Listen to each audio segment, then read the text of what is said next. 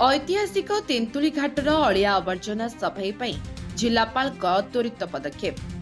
सुवर्णपुर रे 22 तारिख रे विभिन्न समस्या संपर्क रे स्थानीय लोक और किछि बुद्धिजीवी ठारू अवगत हुई आज सकाळ 8टारे सुवर्णपुर जिलापाल डॉक्टर नूपराज साहू सहरर सर्व पुरातन महानदी तेंतुली घाट परिदर्शन रे पहुंचीथिले।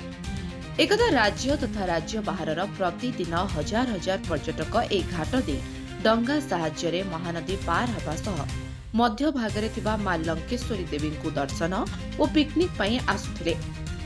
तबे एठाकर ए अलिया आवर्जना और दुरावस्था लगी पर्यटक नाक टेकुथिबार विषय सुनी पौर प्रशासन उपरे विरक्ति प्रकाश करथिले और निजे 2 घंटा भितरे तुरंत जेसीबी पठाई पौर अधिकारी ऋषि माझी सह ए घाटरे निजे बसी काम को तदारख करथिले।